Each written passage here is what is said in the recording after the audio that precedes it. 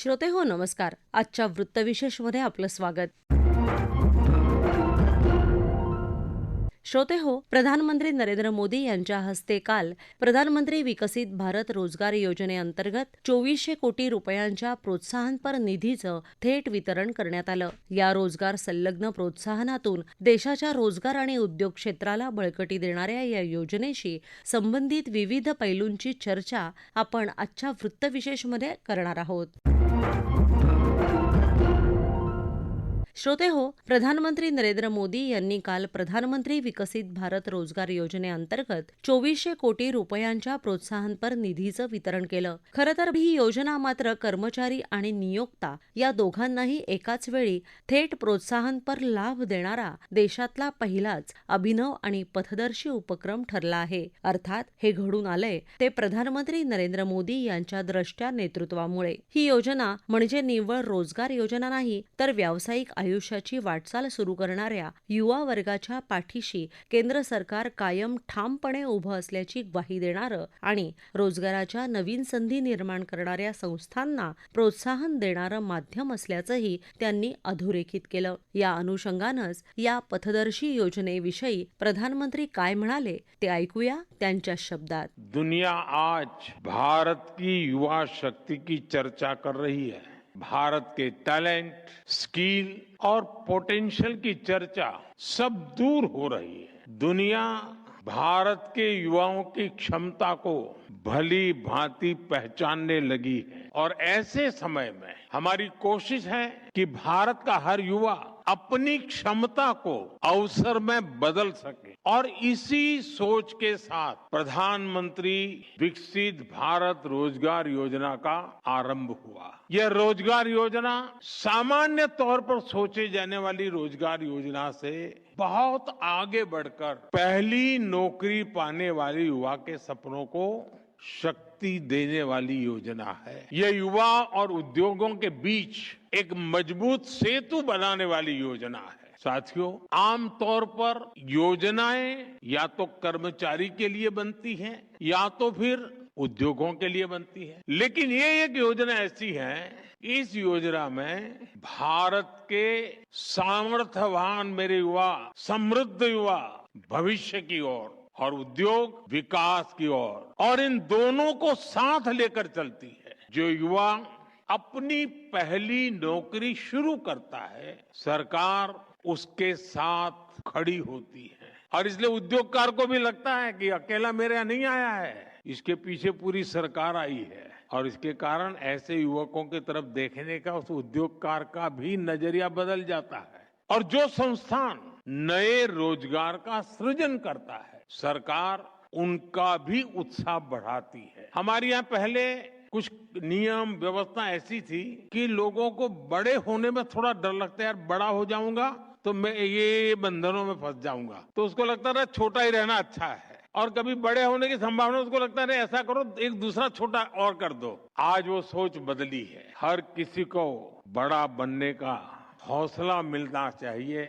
उसकी उम्मीदों को पंख मिलने चाहिए और ये उद्योग को भी जरूरत होती है. और इस योजना से वो द्वार भी खुला है और यही इस योजना की सबसे बड़ी विशेषता है. जब सरकार, युवा और उद्योग एक साथ आगे बढ़ते हैं तो रोजगार निर्माण की गति कई गुना बढ़ जाती है. प्रधानमंत्री विकसित भारत रोजगार योजना इसी नए भारत की पहचान है. एक ऐसा भारत जहां युवा को अवसर मिले, उद्योग को प्रोत्साहन मिले और रोजगार निर्माण एक राष्ट्रीय अभियान बन जाए. श्रोते हो, या योजनेतील वैशिष्ट्यपूर्ण तरतुदींमुळे देशाच्या औपचारिक रोजगार परिसंस्थेला बळकटी मिळणार आहे. त्या अनुषंगानंच पहिल्यांदाच नोकरीच्या क्षेत्रात पदार्पण करणाऱ्या युवा वर्गाला प्रोत्साहनपर लाभ देण्याची आजवर कधीही न झालेली तरतूद या योजनेअंतर्गत केली गेली आहे. या योजनेचं यश पाहिलं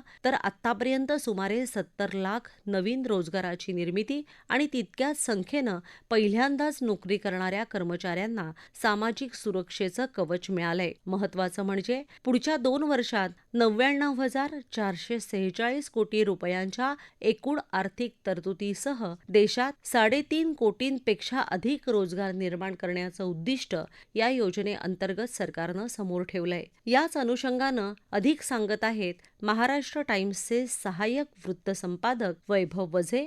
प्रधानमंत्री विकसित भारत रोजगार योजनेसाठी केंद्र सरकार 99,446 कोटी रुपये खर्च करणार आहे. त्यापैकी 2,400 कोटी रुपये नुकतेच रोजगारदाता किंवा नियोक्ता आणि कर्मचारी यांच्या खात्यांमध्ये थेट वितरित केले गेले. ही योजना कर्मचारी भविष्य निर्वाह निधी संघटना म्हणजेच EPFO मार्फत राबवली जाते. प्रधानमंत्री विकसित भारत रोजगार योजनेमध्ये 3.5 कोटींहून अधिक रोजगार पुढच्या 2 वर्षात निर्माण करायचं उद्दिष्ट सरकारनं ठेवलंय. असंघटित कर्मचाऱ्यांची संख्या कमी करून त्यांना संघटित आणि औपचारिक किंवा फॉर्मल रोजगारांच्या क्षेत्रात आणणं हा देखील महत्त्वाचा उद्देश आहे. औपचारिक रोजगारांमध्ये 1,92,00,000 कर्मचारी आणण्यात येणार आहेत.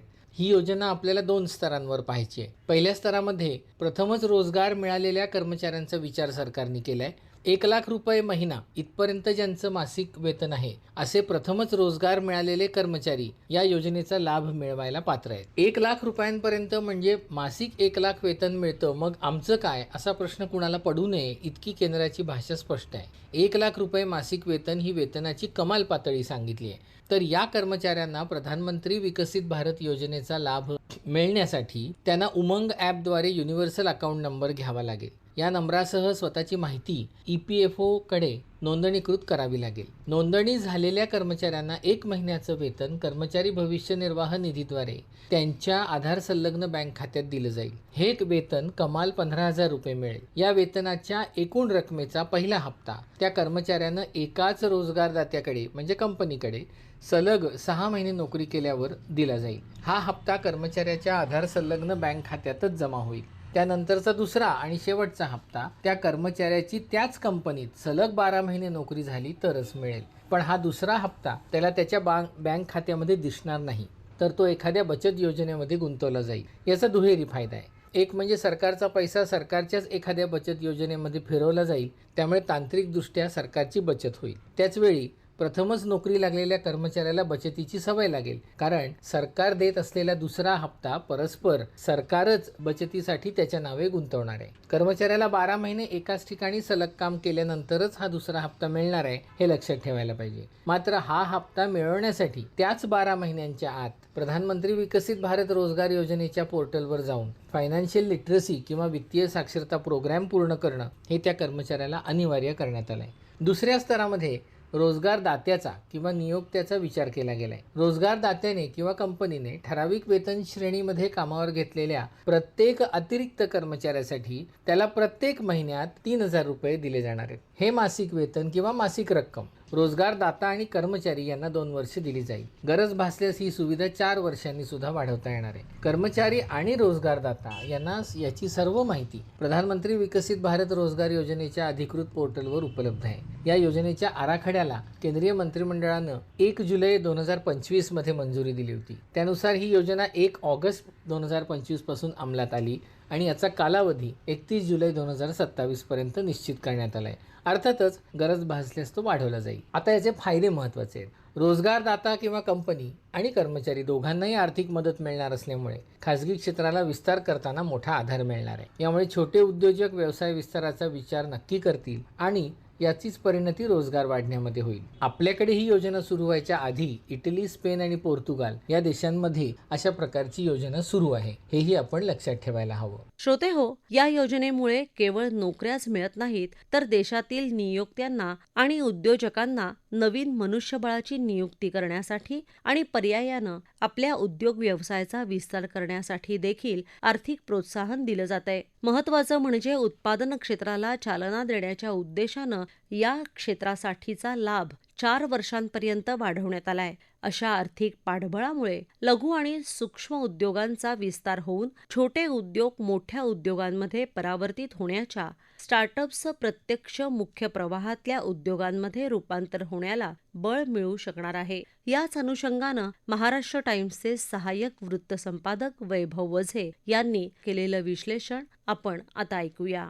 प्रधानमंत्री विकसित भारत रोजगार योजना ही जरी 2025मध्ये केंद्रीय मंत्रिमंडळानं मंजूर केलेली असली तरी ती लागू होऊन त्याला वेग मात्र यावर्षी आलाय असं म्हणायला लागेल. याचं कारण त्याचा तांत्रिकदृष्ट्या कालावधी निश्चित करण्यात आलाय 31 जुलै 2027. त्यामुळे या दिवसापर्यंत सरकारला रोजगारांचं जे काही सरकारचं उद्दिष्ट आहे ते पूर्ण करायचं आहे. आता या योजनेमध्ये 2400 कोटींचा पहिला रकमेचा जो हप्ता आहे तो सरकारने आता नुकताच वितरित केला. अर्थात हा हप्ता कर्मचारी म्हणजे पहिल्यांदाच नोकरी लागलेले कर्मचारी आणि त्यांचे रोजगारदाते किंवा नियोक्ता किंवा कंपन्या यांना मिळाला. याच्यातनं आपल्याला आता काय बघायचं आहे तर याचा थेट परिणाम उद्योगांवर होणार आहे. देशामध्ये सध्या भरपूर प्रमाणामध्ये स्टार्टअप्स आहेत. त्याच्यापैकी 18% स्टार्टअप हे महाराष्ट्रामध्ये आहे. म्हणजे आज DPIIT कडे नोंदणीकृत महाराष्ट्रातल्या स्टार्टअपची संख्याच 29,000हून अधिक आहे. हे स्टार्टअप अर्थातच मायक्रो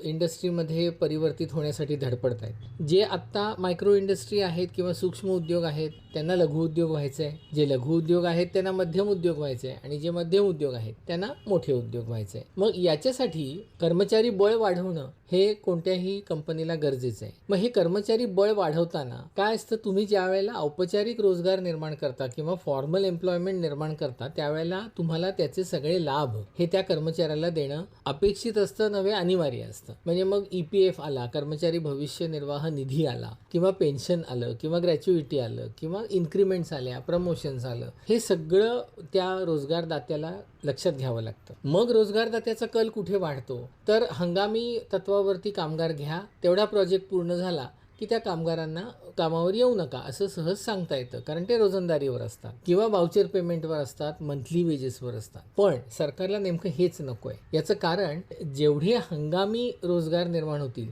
तेवढी जगापुढे रोजगारांची संख्या जास्त दिसेल, पण जे रोजगार कर्मचारी त्या रोजगारावर अवलंबून आहेत त्यांना सामाजिक सुरक्षा काय, सोशल सिक्युरिटी काहीच नाही. म्हणून सरकार अशा वेगवेगळ्या योजनांच्या मार्फत सोशल सिक्युरिटी देण्याचा एक प्रामाणिक प्रयत्न करत आहे असं आपल्याला म्हणायला लागेल. महाराष्ट्रामध्ये सुदैवाने आपल्याकडे राज्याची इनोव्हेशन सोसायटी आहे, महाराष्ट्र स्टेट इनोव्हेशन सोसायटी आहे. ही एक नोडल एजन्सी आहे जी सगळ्या इनोव्हेशनला किंवा एंटरप्रेन्युरियल जी काही सिस्टीम आहे त्याला चालना देते. मग त्याच्यासाठी पॉलिसी डिझाईन करते, सबसिडी डिझाईन करते. महाराष्ट्राला स्वतःची स्टार्टअप पॉलिसी आहे. महाराष्ट्रामध्ये इनोव्हेशन आणि टेक्नॉलॉजिकल डेव्हलपमेंट फंड नावाचा एक निधी आहे, तोही वापरून आज अनेक स्टार्टअप त्याच्यामध्ये उदयाला येत आहेत आणि प्रस्थापितही होत आहेत. आता महाराष्ट्राचं जे MSME सेक्टर आहे हे जवळजवळ राज्याच्या GDP मध्ये त्याचा 40% वाटा आहे आणि एकंदर आत्ता त्या सेक्टरनी जवळजवळ 1.5 कोटी लोकांना रोजगार दिलेला आहे. मग हे रोजगार या प्रधानमंत्री विकसित भारत रोजगार योजनेमध्ये निश्चितच वाढतील याच्यात काहीच शंका नाही. आणि याचा थेट फायदा आत्ता जो दिसतो आहे तो IT सेवा, त्याच्यानंतर अन्न प्रक्रिया उद्योग, त्याच्यानंतर चर्मोद्योग की ज्याच्यामध्ये जे लेबर इंटेन्सिव्ह म्हणतो आपण श्रमकेंद्री उद्योग आहेत, तर या श्रमकेंद्री उद्योगांना याचा थेट फायदा आत्ता मिळेल असं आत्ता तरी दिसतंय. एकंदर आपण समजा MSMEचा विचार केला तर राज्यामध्ये 82 लाख आणि त्याच्यापेक्षा जास्त MSMEची नोंद आहे. याचा अर्थ देशातल्या MSMEच्या 17% MSME हे महाराष्ट्रामध्ये आहे. त्याच्यानंतर मुख्यत्वाने जे आपल्याला MSME दिसत आहेत त्यांच्यासाठी ऑफिशियल पोर्टल आहे ज्याच्यावर तुम्ही रजिस्टर करू शकता, सरकारी योजनांचा लाभ घेऊ शकता, MSME लोन घेऊ शकता. आता हे MSME सगळे पुणे, मुंबई, ठाणे, नाशिक, नागपूर या भागामध्ये एकवटलेले आहेत. तर या MSMEंना या सगळ्याचा निश्चितच फायदा होईल आणि पुढच्या काळामध्ये औपचारिक रोजगार वाढीस लागतील. श्रोतेहो, एका अर्थानं ही योजना उद्योग क्षेत्राची भरभराट आणि युवा वर्गाची सामाजिक सुरक्षा ही दुहेरी उद्दिष्ट साध्य करण्याचा मार्ग प्रशस्त करणारी ठरणार आहेत, हे निश्चित. श्रोतेहो, आपला वृत्तविशेष हा कार्यक्रम आपण न्यूज ऑन AIR ॲपवर तसंच मुंबई एअर न्यूज YouTube वाहिनीवरही कधीही ऐकू शकता. याबरोबरच आजचा वृत्तविशेष हा कार्यक्रम संपला. हा कार्यक्रम आकाशवाणी मुंबईच्या प्रादेशिक वृत्त विभागानं सादर केला. संपादन आणि सादरकर्त्या संगीता गोडबोले, निर्मिती सहाय्य सुनीता नागपुरे पंडा, लेखन आणि समन्वय सोनाली मंचेकर आणि निवेदन श्रद्धा वझे.